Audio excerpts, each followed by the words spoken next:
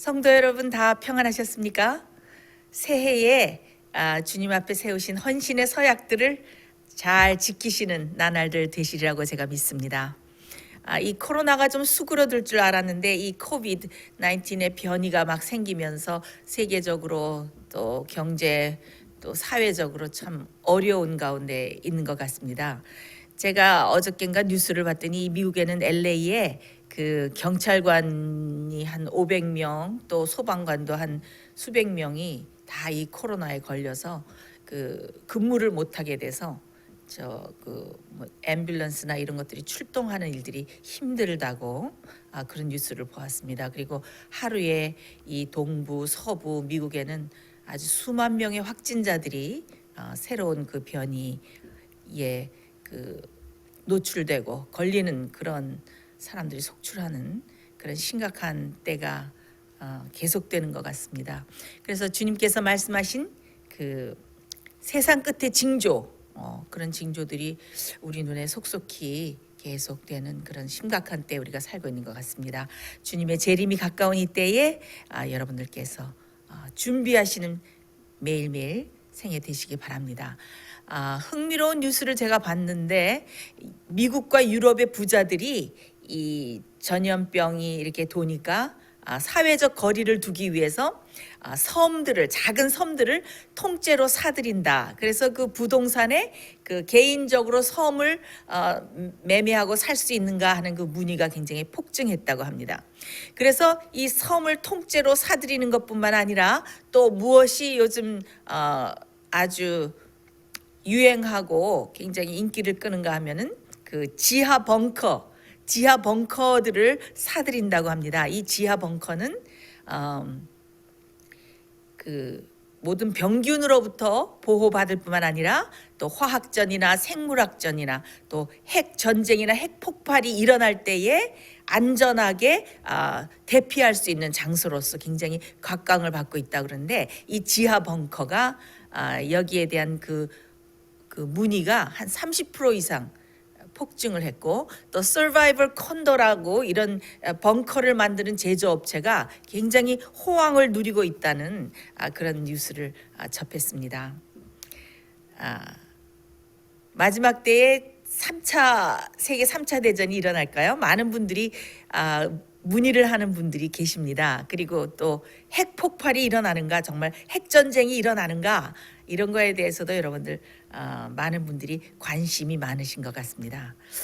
제가 생각하기에는 그게 가능하지 않을까 생각합니다. 왜냐하면은 7재앙이 내릴 때에 아마 별별 재난들이 다 일어날 텐데 아마 그때 핵 폭발이나 또 핵폭탄 이런 것들이 터지고 이런 핵전쟁도 일어나지 않을까 하는 생각을 합니다. 그래서 우리는 어떻게 해요? 그런 모든 재난으로부터 보호함을 받기 위해서 우리가 지하 벙커를 사는 것이 아니라 하나님의 인을 받고 하나님의 보호하심을 받기 위해서 준비해야 되겠습니다. 오늘 제가 여러분들과 함께 나눌 말씀은 마지막 때에 정말 어떤 것보다도 핵폭발보다 더한 큰 위력으로 일어날 폭발적인 사건에 대해서 여러분들과 함께 연구해 보고자 합니다. 이 흥미로운 연구 여러분들께서 잘 들으시고 우리가 이때를 위해서 준비하게 되시기를 간절히 바랍니다. 우리 다 같이 이사야 14장 12절로 13절을 읽겠습니다. 이사야 14장 12절로 13절입니다. 너 아침의 아들 계명성이여 어찌 그리 하늘에서 떨어졌으며 내 열국을 엎은 자여 어찌 그리 땅에 찍혔는고 내가 내 마음에 이르기를 내가 하늘에 올라 하나님의 뭇별 위에 나의 보좌를 높이리라 내가 북극 지폐의 산 위에 좌정하리라. 자, 이 이사야 14장에 나오는 이 말씀은 하늘의 천사장이었던 루스벨이 타락해서 사단이 된 이 경위가 기록된 이 말씀이죠. 여기에 보면은 너 아침의 아들 계명성이여, 이것이 영어로 보면은 O Lucifer, son of the morning star, 이렇게 루시퍼를 모닝 스타라고 영어 성경에는 부르고 있습니다. 이 루시퍼, 한국말로 하면 루스벨이죠. 이 루스벨의 이름의 뜻이 무엇인지 아십니까? 루스벨의 이름의 뜻은 light bearer, 빛을 나르는 자, 빛을 가져오는 자, 그런 이름을 이름의 뜻을 가지고 있습니다. 이 루스벨이 어떤 빛을, 누구의 빛을 나르는 자였을까요? 루스벨 스스로에게는 아무 빛이 없었습니다.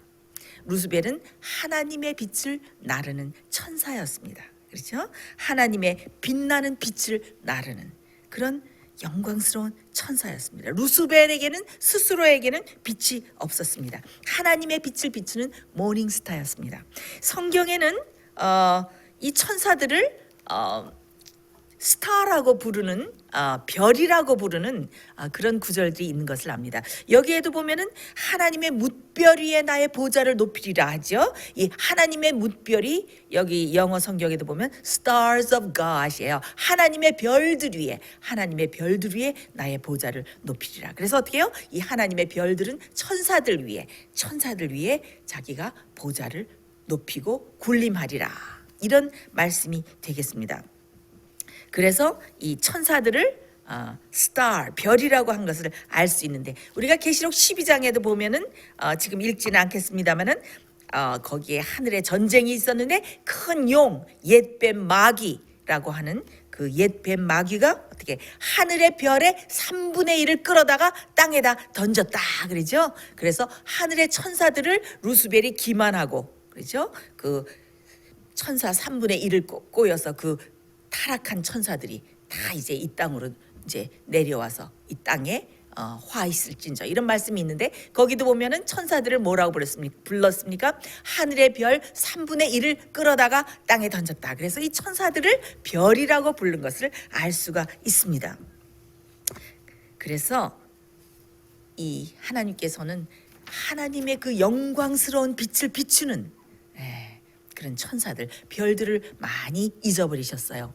이 천사들의 숫자가 얼마가 될까요? 이 천사들의 숫자를 보면은 천천히요 만만이라 그랬죠. 그래서 이 천천만만 셀 수 없이 헤아릴 수 없이 그 수많은 천사들의 3분의 1은 아주 엄청난 숫자겠죠. 그래서 그 엄청난 숫자에 하나님의 빛을 나르고 비치고 하나님을 섬기던 그런 별들을 하나님께서는 잊어버리셨습니다. 그런데 이 성경에는 천사들만 별이라고 하지 않았습니다. 천사들만 별이라고 부르지 않고 하나님의 후손, 하나님의 자손들도 별이라고 부른 것을 알 수가 있습니다. 창세기 15장 5절을 말씀을 읽겠습니다. 그를 이끌고 밖으로 나가 가라사대 하늘을 우러러 뭇별을 셀 수 있나 보라. 또 그에게 이르시되 내 자손이 이와 같으리라. 하나님께서 어떻게 아브라함에게 약속하신 말씀이죠. 창세기 22장 17절에도 보면 내가 내게 큰 복을 주고 내 씨로 크게 번성해서 하늘의 별과 같게 하리라.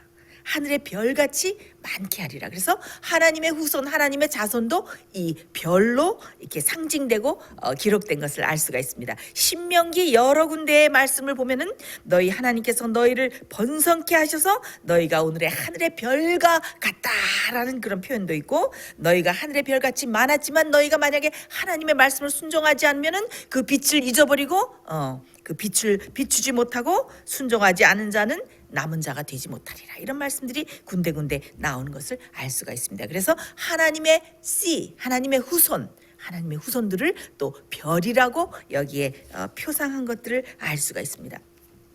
이스라엘 백성들이 어떻게 됐습니까? 아브라함과 이삭과 야곱의 아들들 12아들들을 통해서 12지파가 만들어졌죠.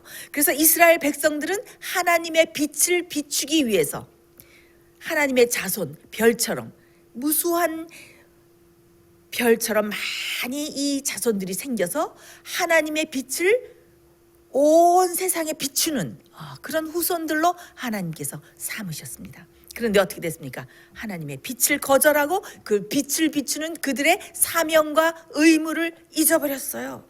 그렇죠? 자, 하나님의 큰 별 대신 하나님의 한 큰 별이 나타나기로 했는데 그 별을 마침내 이스라엘이 거절한 이야기가 나옵니다. 민수기 24장 17절. 민수기 24장 17절에 보면 이런 말씀이 나옵니다. 내가 그를 보아도 이때의 일이 아니며 내가 그를 바라보아도 가까운 일이 아니로다. 한 별이 야곱에게서 나오며 한 홀이 이스라엘에게서 일어나서 모압이 이 편에서 저 편까지 쳐서 파하고 또 소동하는 자식들을 다 멸하리로다.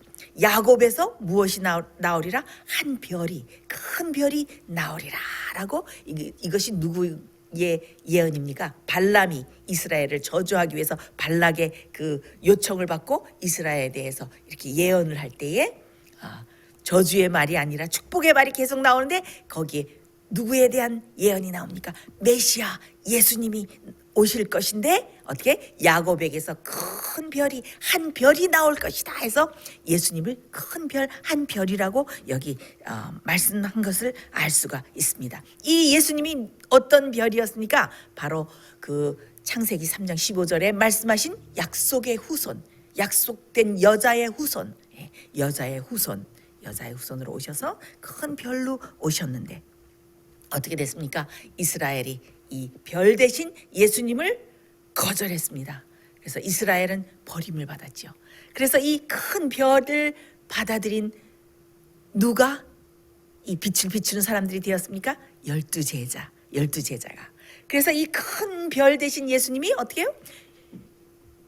12별을 만드셨어요. 12별을. 그렇죠? 그래서 우리가 요한계시록 12장에 보면은 하늘에 큰 이적이 보이는데 거기에 한 여자가 있는데 해를 입은 한 여자가 있는데 발 아래는 달이 있고 면류관을 썼는데 면류관에는 별이 몇 개가 있더라? 12별이 있더라. 그래서 이 12별은 누구를 가리킵니까? 12제자, 12사도를 가리키죠. 그래서 이 큰 별 대신 이 야곱에게서 나온 이 큰 별 대신 예수님이 어떻게 해요? 예수님을 거절한 이스라엘 백성들은, 유대 백성들은 버림을 받고 이 빛을 받아들인 12제자가 12별이 되는. 그래서 또 이 12별이 어떻게 됩니까? 나중에 오순절 성령을 받고 나가서 또 많은 별들을 증식시켰죠. 처음에 하나님께서 아브라함을 불러서 내 자손이 하늘의 무별처럼 별들처럼 반짝이고 빛을 비추는 무수한 자손으로 되리라. 그런데 어떻게 됐습니까? 이 이스라엘 백성들이 빛을 잊어버리고 빛의 근원이 되신 별을 대신 예수님을 거절하고 그래서 12제자가 12별이 돼서 또 오순절 성령을 받고 나가서 이 세상에 복음을 전하면서 많은 별들을 어떻게 해요? 증식시키고 증가시키고 그렇게 된 우리 역사를 알 수가 있습니다. 고린도전서 15장 41절에 보면은 참 흥미로운 말씀이 있습니다. 해의 영광도 다르고 달의 영광도 다르며 별의 영광도 다른데 별과 별의 영광이 다르도다. 여기 참 흥미로운 말씀이 나오죠. 자, 여기 우리가 공중에 보면은 해가 몇 개입니까? 해가 하나고 달이 몇 개입니까? 달도 하나죠. 근데 별은 몇 개입니까? 별이 하나입니까? 아니죠. 여기 보면은 별들이 있는데 별과 별의 영광이 다르다. 이 별은 하나로서는 이 밤하늘을 비출 수가 없어요. 그래서 밤하늘에 보면 어떻게 해요? 별들이 많은 별들이 찬란하게 막 빛나고 있죠.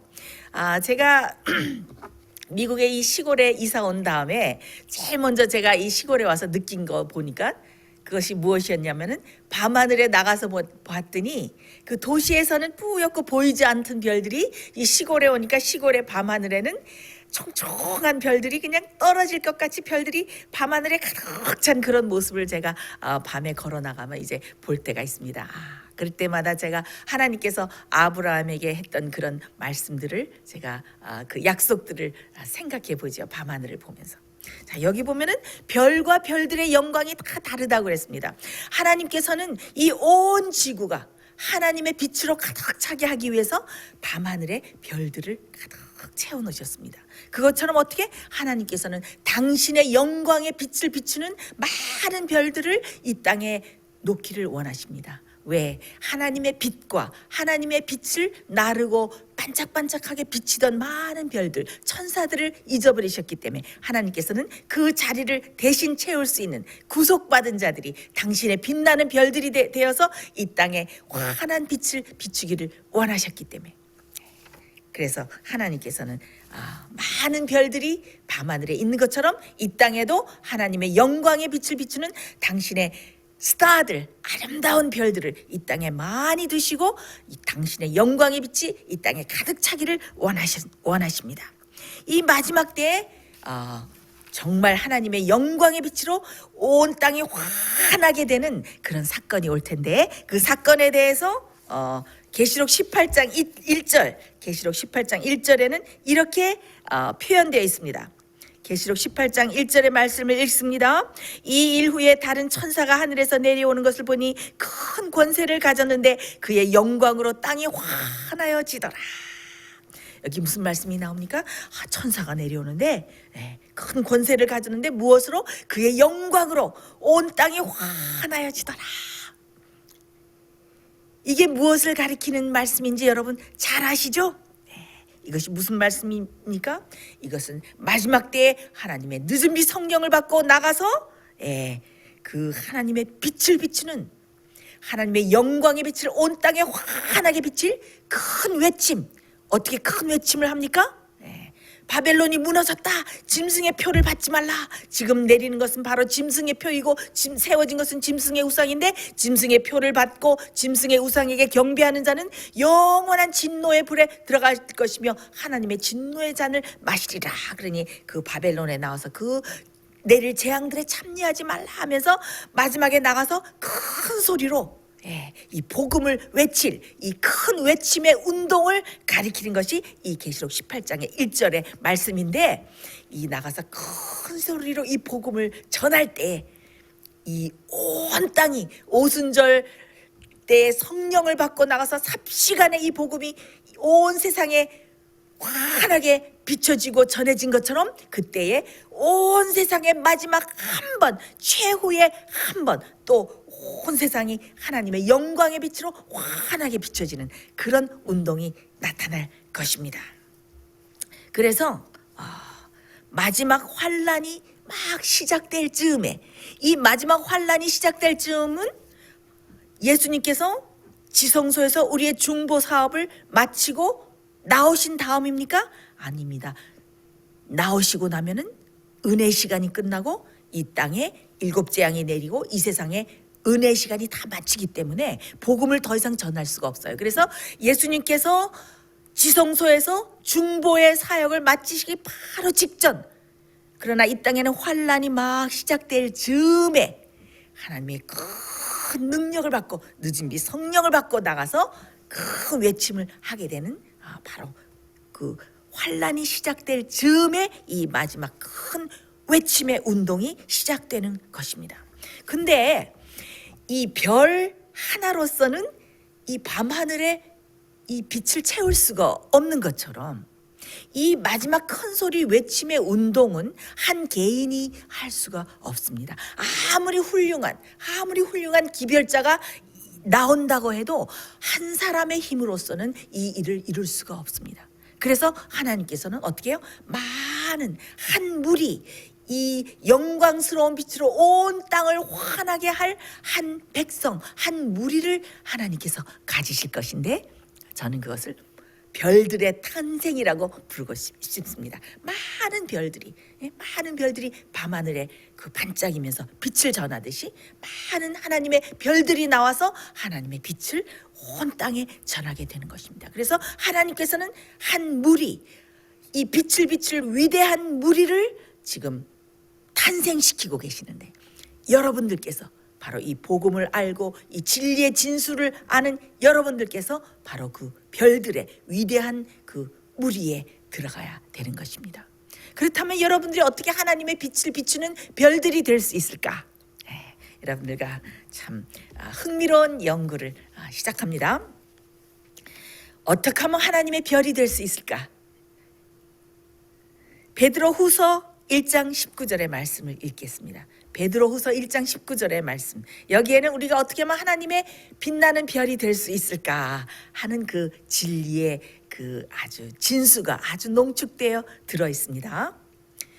또 우리에게 더 확실한 예언이 있어 어두운 데에서 비추는 등불과 같으니 날이 새어 샛별이 너희 마음에 떠오르기까지 너희가 이것을 주의하는 것이 가니라.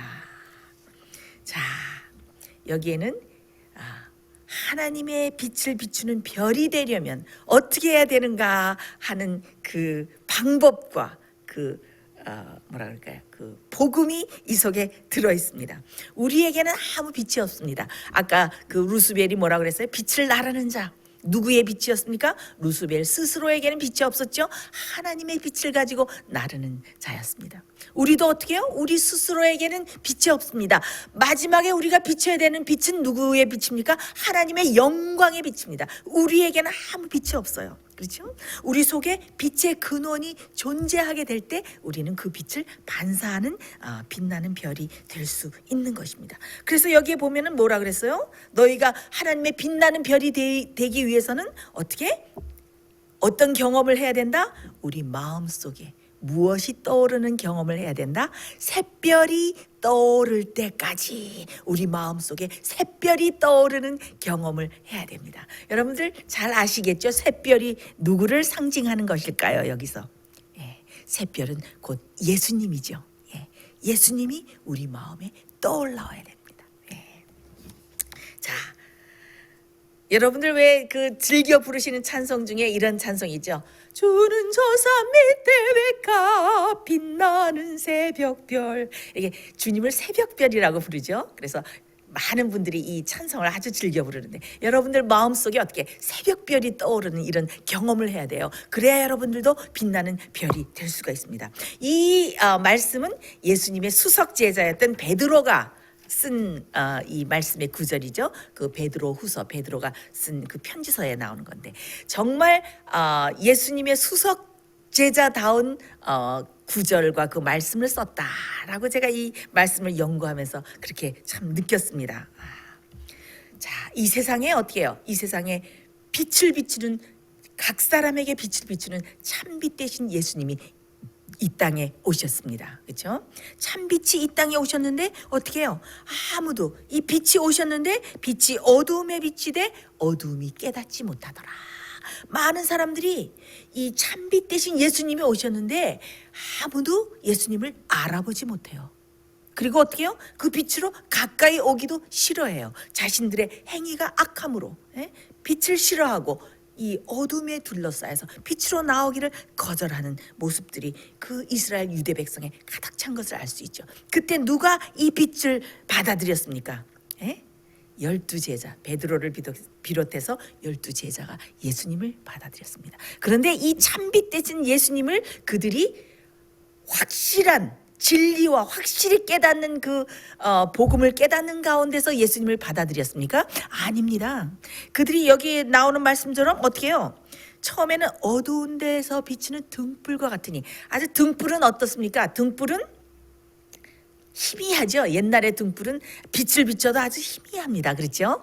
이 등불이 아주 희미한 것처럼 그들이 참빛 대신 예수님을 받아들였지만은 이 참빛 대신 예수님이 어떻게 해요? 예수님을 메시아라고 받아들이긴 했지만은 예수님의 사명도 몰랐고 예수님이 왜 오셨는지 예수님이 왜 초림을 하셨는지 이 모든 복음의 이 큰 픽처 이 큰 사진을 전혀 이해하지 못했어요. 그냥 희미하게만 알 뿐이었습니다. 그렇죠?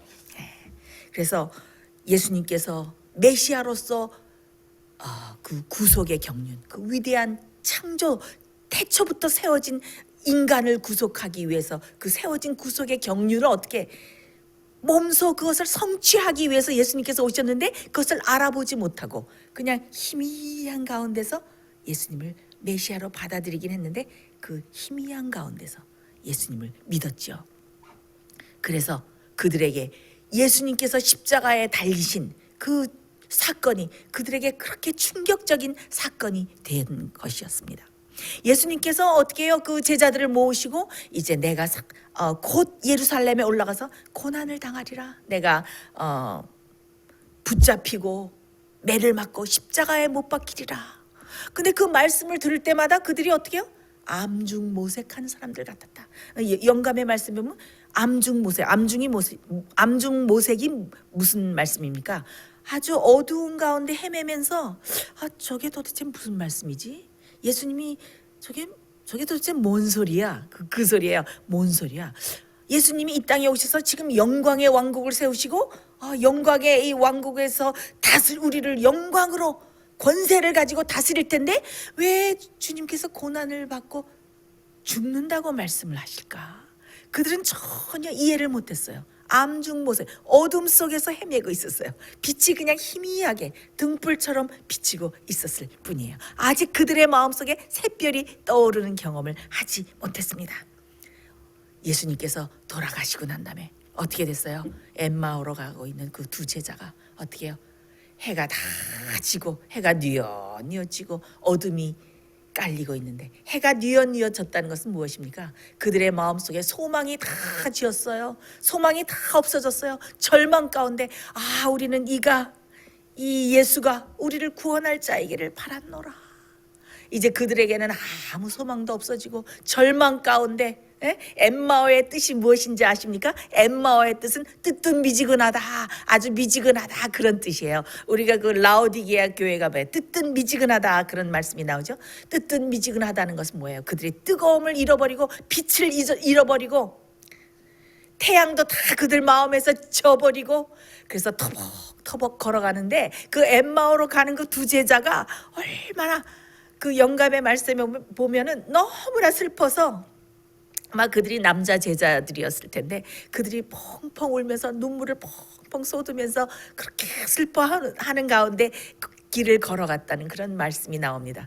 그들이 얼마나 울고 마음에 슬퍼했으면은 예수님께서 어떻게 해요? 그 제자들을 위로하시기 위해서 그 엠마오로 가는 두 제자에게 부활하셔서 나타나셨죠.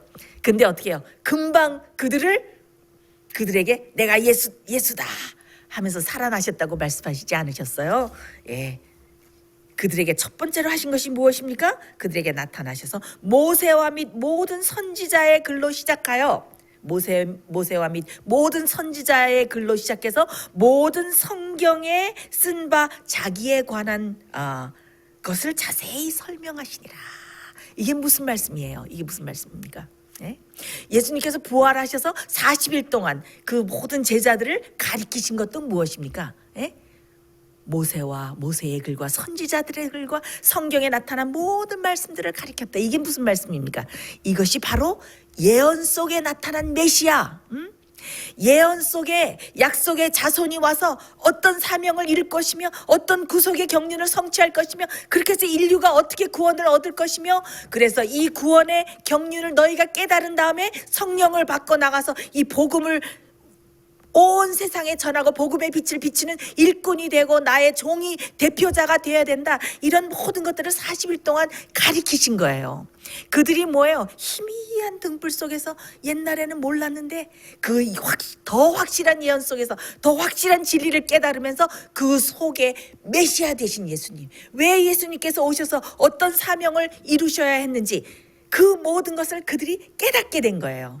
그래서 그 깨닫게 된 베드로가 어떻게 해요? 이제 더 확실한 예언이 있어서 어떻게 더 확실한 예언과 진리 가운데 확실하게 나타나신 예수님을 그들이 이제는 알게 된 거예요. 그래서 어떻게 해요? 이 샛별이란 게 이 영어로 보면은 데이스타예요. 이게 시적인 표현인데 이 데이스타는 낮의 별. 낮의 별은 뭔가 하면은 태양, 햇빛. 그래서 그들이 희미한 가운데 진리도 잘 이해 못하고 복음도 잘 이해 못하고 메시아의 사명도 이해 못하고, 그들이 다니엘서에 나온 아마 70주 때에 그들에게 준 그 은혜의 시간에 그 모든 것을 연구했을지는 몰라도 희미하게밖에 모르다가 예언 속에 나타난 메시아가 오셔서 이런 사명을 성취해야 됐구나, 우리는 이런 사명을 가지고 태어났던 사람들이로구나 하면서 예수님께서 보여주신 그 복음의 큰 사진들을 깨닫게 된 거예요. 그래서 그 복음 속에서 그 진리 속에서 어떻게 해요? 환한 빛이 날이 새서 샛별이 태양이 떠오르는 것처럼 그들의 마음속에 예수님이 환한 태양으로 떠올라서 그들 마음속에 좌정하는 경험을, 임재하는 경험을 하게 된 것입니다. 그래서 베드로가 그전에는 많이 실수하고 쓰러지고 어떻게 해요? 범죄하고 그랬지만 그가 이제는 어떻게 완전히 이 진리와 이 모든 것을 알고 돌이킨 후에 어떻게 해요?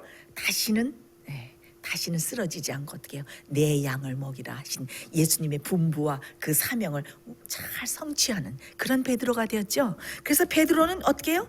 영적으로 완전히 완성되는 그런 경험을 가졌어요. 그래서 이 베드로는 하나님의 확실히 빛나는 별이 된 것이죠. 그래서 이렇게 베드로가 여기에 표현해 놓은 것입니다.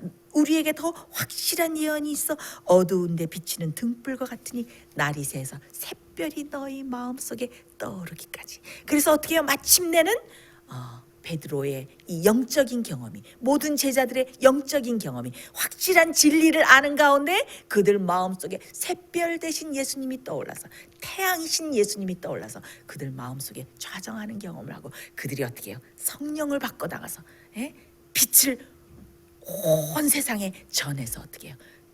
더 빛나는 많은 별들을, 수많은 별들을 증식시키고 묵별과 같이 내 자손이 많아지리라 하는 그 하나님의 약속을 영적으로 성취하는 하나님의 대표자 일꾼들이 된 것입니다. 그렇죠? 그래서 제가 이것을 보면서 샛별이 마음에 떠오르고 이 어두운 데서 희미한 등불이 비치다가 점점 그 빛이 환해지면서 날이 새고 그 마음에 태양이 환하게 떠오르는 경험. 이것은 마치 제가 이 말씀을 연구하면서 이것은 마치 잠언 4장 18절에 나오는 말씀과 참 일맥상통하지 않은가 제가 생각을 해봤습니다. 잠언 4장 18절 우리 함께 읽어볼까요? 지금 우리가 말씀을 연구하는 시간이죠. 잠언 4장 18절. 의인의 길은 돋는 햇볕과 같아서 점점 빛나서 원만한 광명에 이르거니와.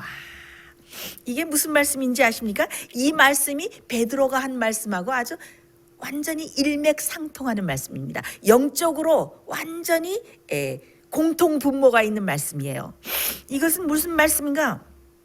처음에 이것은 우리의 영적인 경험, 의인의 길을 나타내는 거예요. 의인의 길은 뭐예요? 돋는 햇볕 같아서 처음에는 어둡죠. 해가 뜰 때는 어둡다가 점점 새벽빛 같이 일정하게 나오다가 그 다음에 태양이 환하게 떠오르면서 정오의 태양처럼 되지 않습니까? 이것을 원만한 광명이라고 말하는 것입니다. 이것은 마치 제자들에게도 나타났지만 우리 지금 말세를 사는 그리스도인들, 하나님께서 부르시고 계신 마지막 빛의 전수자로 부르시고 계신 우리들, 하나님의 일꾼된 우리들이 가져야 될 영적인 경험인 것입니다. 우리가 어떻게 됩니까? 처음에 주님을 받아들이고 이 복음을 받아들이고 주님을 믿고 할 때 우리는 어떻게 해요? 진리를 알고 진리를 이해하는 폭이 아주 얕으지요. 그리고 우리가 처음에 주님을 믿을 때 우리가 처음에 칭의의 경험을 하지 않습니까? 그래서 우리가 복음을 받아들이고 아주 기뻐하죠. 빛을 발견했다. 기뻐하죠. 그러나 우리에게 있는 빛이 어때요? 아직은 희미하고 어두워요. 등불처럼 어두워요. 처음에. 그러나 어떻게 돼요? 우리가 진리를 더 연구하고 복음을 더 연구하고. 여러분들 그런 경험을 하십니까? 저도 그렇습니다만 여러분께서 성경을 읽을 때 또 좋은 또 말씀을 들을 때 설교 말씀을 들을 때 또 영감의 말씀을 연구할 때 똑같은 말씀이었는데 처음에는 조금밖에 이해를 못했는데 그 다음에 읽을 때는 여기에 이런 뜻이 있었네. 그렇죠? 그 다음에 읽을 때는 또 다르고 세 번째, 네 번째 똑같은 말씀을 읽을 때는 처음과 다른 더 많은 깨달음이 우리 속에서 점점 깨닫게 되고 그것이 우리의 경험으로 이어지는 그런 체험을 여러분 해보셨습니까? 제가 영감의 글과 이런 말씀들을 읽을 때 제가 젊었을 때부터 수없이 많이 읽었는데 처음에 읽었을 때는 제가 깨닫는 바가 아주 적었던 것 같아요. 그러나 제가 읽고 또 말씀을 연구하고 지금 또 연구하는 이 폭을 제가 보면 지금은 아주 넓어져서 똑같은 말씀이었는데 매번 읽을 때마다 그 빛이 점점 제 속에서 증폭되는 것을 느낍니다. 여러분들께서도 그런 체험을 하고 계십니까? 제가 그러리라고 믿습니다. 그래서 우리가 처음에 이 진리를 이해하는 폭이 아주 좁아요. 그래서 어떻게 해요? 우리의 영적인 경험도 얕아요. 그렇죠? 그러나 우리가 진리를 점점 이해하고 이 빛을 점점 우리 속에 많이 가질수록 어떻게 됩니까? 우리의 영적인 경험, 진리의 폭이 넓어지고 우리의 영적인 경험이 점점 커지고, 그래서 어떻게 우리의 성품이 점점 변화되고, 그래서 어떻게 돼요? 마치 처음에는 이 빛이 떠오른 것처럼 어두운 빛이었다가 점점 그 빛이 일정한 빛으로 점점 자라서 그 다음에 정오의 환한 빛으로 변하듯이 어떻게 돼요? 우리도 처음에는 진리 속에서 조금을 깨달아요. 그 다음에 어떻게 점점 그 진리가 우리 속에 차오르는 경험을 하면서 그 진리를 우리가 체험하는 경험을 하면서 어떻게 돼요? 우리가 정말 샛별 대신 태양 대신 예수님이 우리 마음속에 임재해 계시고, 그 다음에 그 임재하시는 좌정하시는 그 경험이 어떻게 결코 잊어버리지 않는 경험. 그래서 샛별처럼 예수님이 우리 마음속에 떠오르는 경험. 그래서 샛별이 우리 마음속에 떠올랐다는 그 의미가 무엇입니까? 예수님을 진정으로 만났다는, 진정으로 예수님을 안다는, 예수님을 체험으로 알아서 마음속에 예수님이 계시고 예수님과 함께 살고 함께 먹고 마시고 동거동락하는 그런 경험이에요. 그런데 예수님을 그냥 내 마음대로 하는 것 아니죠. 어디서? 확실한 예언 가운데서, 확실한 진리 가운데서, 복음 가운데서 알아야 됩니다. 우리가 확실한 복음과 올바른 복음과 진리를 알지 못하면 우리의 영적인 경험이 어떻게 올바르게 이 빌드업 될 수가 없습니다. 그래서 우리 마음속에 이렇게 샛별이 떠오르는 경험을 이 영감의 글에는 아주 참 이렇게 좋게 이렇게 아주 귀한 말씀들이 여기에 대해서 있습니다. 여러분들과 나누고자 합니다. 하나님의 위대한 가족에 속한 많은 사람들은, 우리들이죠, 하나님의 위대한 가족들은 그분의 영광을 바라보면서 영광에서 영광으로 변화되는 것이 무엇인지 아직 잘 알지 못한다. 그걸 알아야 된다는 거예요. 그게 뭐예요? 영광에서 영광으로 점점 변화되는 경험. 그래서 어떻게 해요? 그 원만한 광명에 이른다는 것은 우리가 아주 장성한 분량에 이른 그런 성품을 가지는 거예요. 예수님의 사랑 안에서 터가 굳어지고 더 넓어지고 깊어지고, 다시는 우리가 밀려서 진리에서 떨어져 나가지 않는 경험, 확실하게 하나님의 인을 받는 경험, 그런 경험까지 이 깊은 영적인 경험으로 가는 것을 말하는데, 그것이 바로 우리의 성품도 진리를 아는 것에 비례해서 어떻게 해요? 우리가 영광에서 영광으로 화해지면서 점점 주님을 닮고 주님의 영광의 성품을 반사하는 그런 경험으로 가는 것입니다. 그래서 성령께서는 우리가 성령이 역사하도록 용납할 때에 우리 속에 새로운 형상으로 꼴짓고 새 형상으로 창조한다. 그래서 우리는 하나님의 영광의 여명의 첫 광선을 본 것에 불과하다. 그래서 우리가 점점 그 여명이 환해지면서 점점 더 원만한 광명에 이르게 되는 영적 경험을 하게 된다. 어떻게? 하나님께 속한 하나님의 위대한 가족들은 그런 경험을 하게 될 것이다. Great Controversy 475페이지. 의의 태양 되시는 그리스도의 밝은 빛이 하나님의 종들에게 비칠 때 그들은 그분의 빛을 환하게 반사하게 된다. 마치 별들이 하늘에 큰 빛이 있어서 그 영광으로 저들이 빛나고 있다는 것을 말해주는 것처럼, 이 별들은 결국 어떻게 하늘에 있는 큰 빛을 반사하는 거라고 여기 얘기했어요. 그래서 우리 그리스도인들은 우주 보좌에 하나님께서 좌정하고 계시다는 것을 우리가 빛으로 그것을 증거하고 나타내야 된다. 그랬어요. 그래서 하나님의 영의 은혜와 그분의 품성의 순결과 성결은 그분의 증인들로 말미암아 빛나게 되고 드러나게 될 것이니까, 어떻게? 하나님의 아름다운 성품의 빛이 우리를 통해서 드러나게 될 것이다. 그러면서 여기 어떻게 말씀했냐면, 주님께서는 우리가 더욱더 높이 올라오고 더욱더 거룩한 높은 표준에 도달하라고 명령하신다. 그렇게 된 사람만이 어떻게?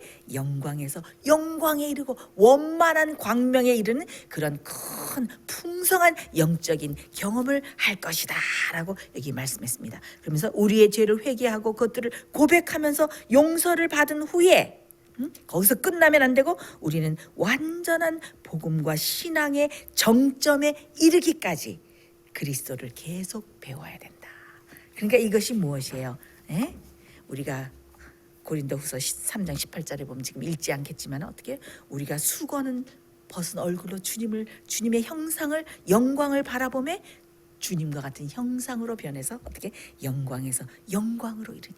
그래서 주님의 형상을 진리 속에서 더 많이 발견하고 영광에서 영광에 이른 품성으로 환하게 점점 더 빛이 우리 속에서 증가되는 영적인 그런 풍성한 경험을 하는 것. 예. 그것이 뭐예요?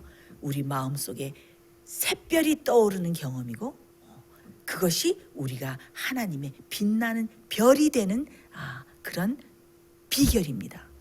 우리에게는 빛이 없어요. 우리가 뭐 의로운 경험을 한다 그래도 우리 마음속에 의의 태양 되시는 예수님께서 좌정하시고 임재하지 않으시면 우리는 어떻게 금방 빛을 잃어버리죠. 예. 그래서 어떻게 해요? 우리는 우리 스스로에게는 빛이 없어요. 마지막에 그래서 우리가 비춰야 되는 빛은 뭐예요? 하나님의 영광에 비친 것을 알 수가 있습니다. 그래서 우리는 빛의 근원 대신 샛별 대신 태양 대신 예수님을 떠나서는 우리는 아무것도 할 수가 없죠. 예, 그래서 요한복음 17장에는 예수님께서 뭐라고 우리들을 위해서 마지막 그 기도를 하신 그 유명한 기도가 나오죠. 아버지요, 내가 아버지와 하나가 된 것처럼 저들도 나와 하나가 되게 해주시옵소서. 그래서 우리가 빛의 근원이 되신 예수님과 함께 거하는 경우, 우리 마음속에 태양, 샛별 되신 예수님이 항상 우리 속에 있어야 우리 속에서 비쳐나오는 그 아름다운 빛이 나올 수가 있고 우리가 별이 될 수 있는 것입니다. 네. 여기 요한복음 10장 30절에 보면 예수님께서 뭐라고 말씀하셨냐면은 나와 아버지는 하나이라 이렇게 말씀을 하셨어요. 그래서 우리가 보면은 아버지와 아들과 성령은 뭐예요? 하나죠. 삼위일체. 예? 이거는 떼어낼 수도 없어요. 보이지도 않지만은 서로 분리할 수도 없는 이렇게. 저는 이걸 보면서 마치 그 뭐랄까요? 원자 같아요. 우리가 원자는 뭐예요? 그 원자 이론은 뭐예요? 이 만물을 쪼개고 다 쪼개면 더 이상 쪼개질 수 없는 가장 작은 알갱이가 남는데 그것이 원자다라고 이 영국의 과학자 돌턴이 말해서 이게 이제 원자론이 생기게 됐는데, 근데 이 원자가 하나인 것 같은데 그 속에 보면 뭐가 있다는 것을 나중에 발견됐습니까? 그 속에 전자와 양성자와 중성자가 있는 것이 발견이 됐죠. 근데 여러분 거기에 전자, 양성자, 중성자가 이렇게 돼서 원자가 되어 있는데 원자 결합이 있는데 어떻게 이 결합에 분열이 생기고 그 중성자를 치는 일이 생기면 거기서 뭐가 일어납니까? 폭발이 일어나죠. 어떤 폭발이 일어납니까? 그것이 바로 원자 폭탄이에요. 원자가 이렇게 폭발하면서 일어나는 것을 원자 폭탄이라고 그러죠. 자, 십자가에서도 이런 일이 일어났습니다. 십자가에서도 어떤 일이 일어났습니까? 네? 나의 하나님 어찌하여 나를 버리시나이까. 무엇 때문에?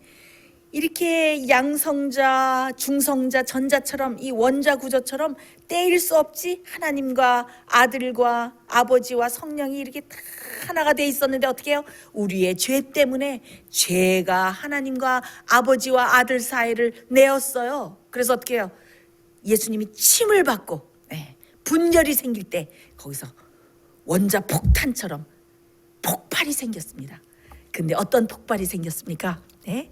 갈보리의 십자가에서 어떤 폭발이 생겼습니까? 거기서 사랑의 원자 폭탄이, 저는 사랑의 원자 폭탄이 폭발했다고 저는 여러분들에게 말씀드리고 싶습니다. 십자가에서 무엇이 나왔습니까? 사랑의 에너지가 나왔습니다. 원자 폭탄이 터지듯이 분열이 일어나면서 거기서 사랑의 에너지가, 빛의 에너지가 나왔어요. 사랑의 에너지가 나왔어요. 그래서 로마서 1장 16절에 뭐라 그랬습니까?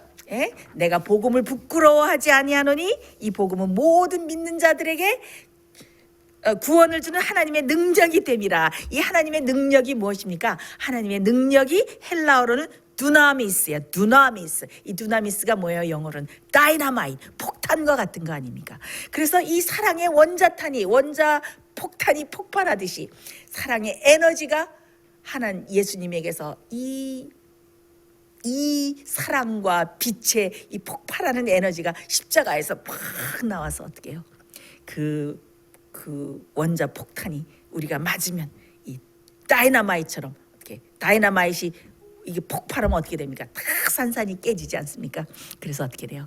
이 원자 폭탄을 맞은 사람이 어떻게 돼요? 네? 옛 생애, 옛 성질, 옛 성정, 옛 자존심, 옛 생애 이런 모든 것들이 어떻게 해요? 폭탄을 맞은 것처럼 다 깨지죠.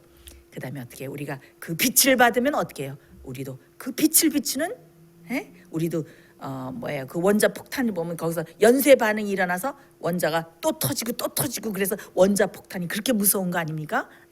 그래서 이 폭탄이 터지듯이 우리도 이 빛을 받으면 어떻게 해요? 우리도 그 빛을 나눠주는 마치 그 빛나는 별들이 점점 더 많이 증식이 됐듯이 우리가 이 빛을 전하는 빛의 에너지를 전하는 그 하나님께 받은 그 사랑의 빛을 전하는 그런 별들이 될 수 있는 것입니다. 근데 이 폭발 중에서도 뭐가 제일 무서워요? 이 핵 폭발이 제일 무섭죠. 이 원자 핵, 중성자와 양성자 이렇게 쌓여 있는 원자 핵에서 핵이 분열되면서 이 핵 폭발이 일어나요. 핵 폭발이 가장 무섭지 않습니까? 이 핵 폭발이 일어나면 감당할 수가 없죠.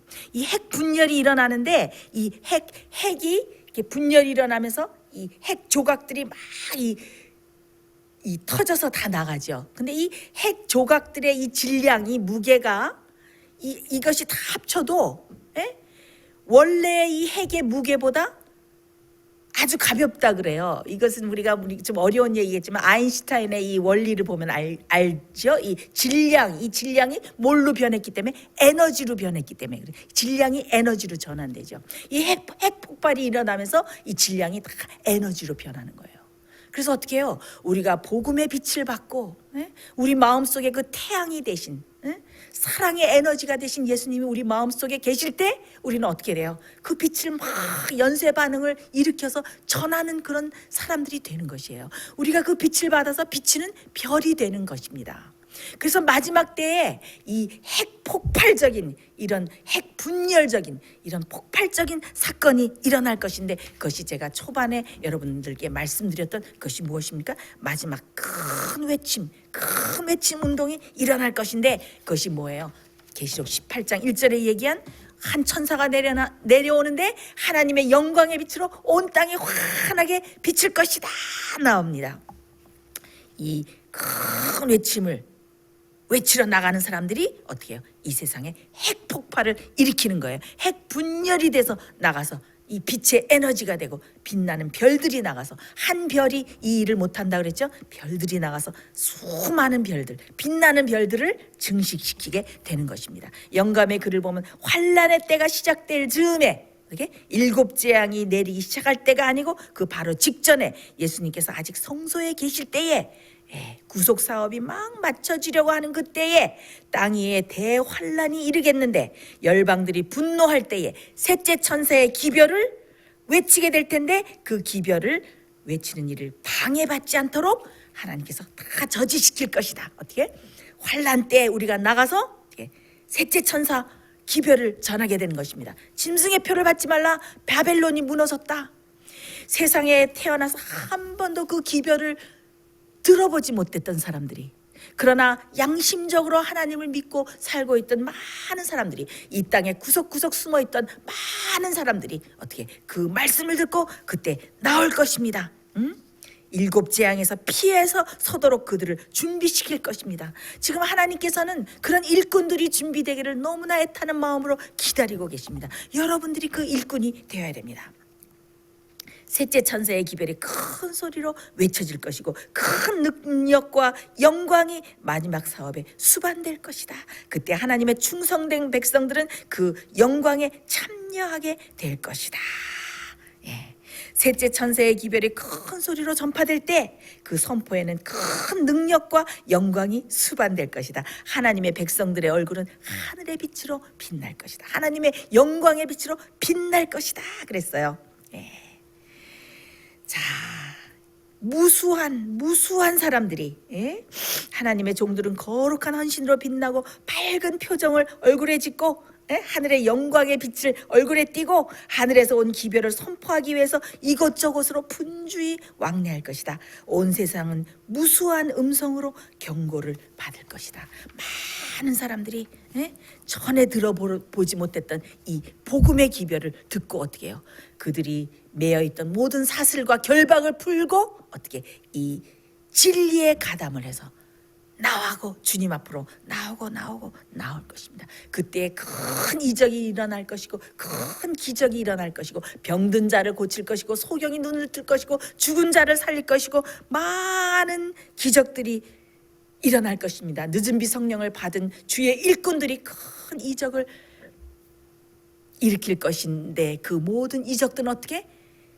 마지막 추수돼서 알곡들을 주의 곳간에 드리는데 그 이적들이 쓰이게 될 것입니다. 그래서 많은 사람들이 무수한 사람들이 어떻게 해요? 반짝반짝 빛나는 별이 돼서 환한 빛으로 온 땅을 환하게 비치게 될 것입니다. 그것이 뭐예요? 큰 소리로 외치는 마지막 큰 소리 외침 운동이 될 것입니다.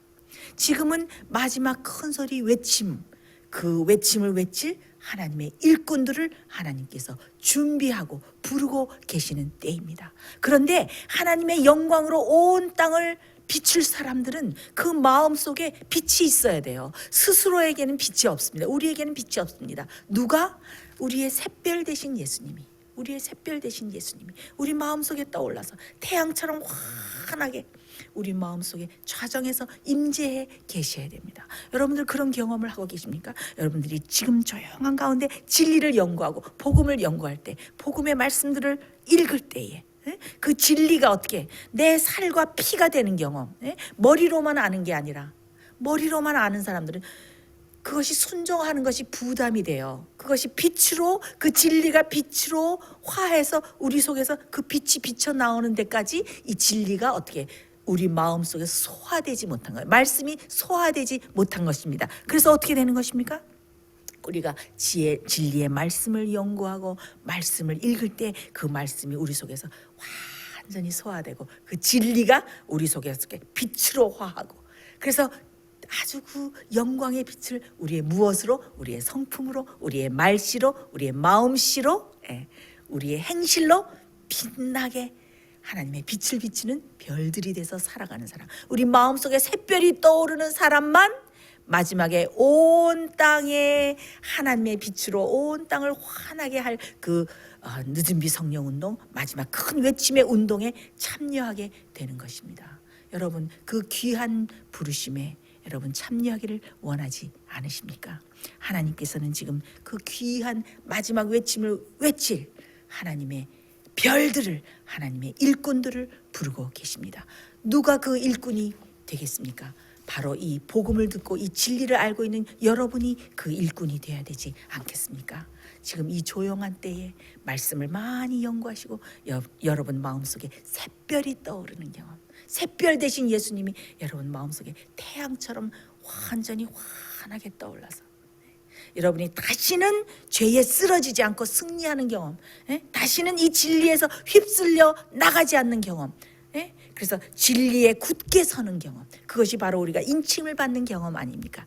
그래서 그런 아주 복음과 진리를 체험하고 성화와 거룩한 생활을 이어가는 그런 그 영적인 경험이 충만히 우리 속에서 이루어지는 그런 하나님의 훌륭한 일꾼들이 여러분이 되시기를 제가 간절히 바랍니다.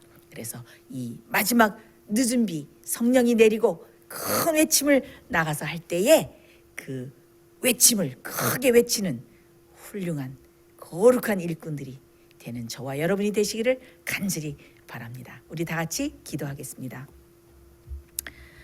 하늘에 계신 하나님 아버지, 주님께서 우리를 빛나는 별로 만드시고 마지막 큰 외침을 외칠 일꾼들로 불러주심을 진심으로 감사드리옵나이다. 주여, 우리 마음속에 샛별로 떠오르신 예수님이 우리 마음속에서 사라지지 않고 늘 태양처럼 빛나고 그 빛 대신 예수님을 늘 바라보며 그 영광으로 우리가 그 영광의 형상으로 매일매일 변해가는 그런 훌륭하고 깊고 풍부한 영적인 경험을 하는 주의 종들이 될 수 있도록 우리를 축복하여 주시옵소서. 오는 일주일 동안도 우리가 승리하며 주의 빛을 우리 이웃과 주위에 환하게 비치는 주의 일꾼으로 살아갈 수 있도록 우리를 인도하여 주시옵기를 예수님 이름으로 간절히 기도드리옵나이다. 아멘.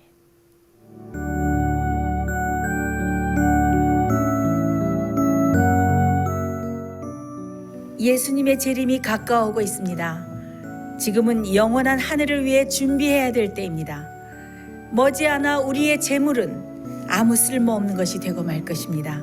하나님께 은혜를 받으셨다면 받으신 축복을 생애의 빛 복음 사업을 위해서 나누지 않으시렵니까? 헌신하시는 성도님들의 손길에 하나님께서 후히 갚아주실 것입니다. 후원해 주시는 모든 성도님들께 감사드립니다.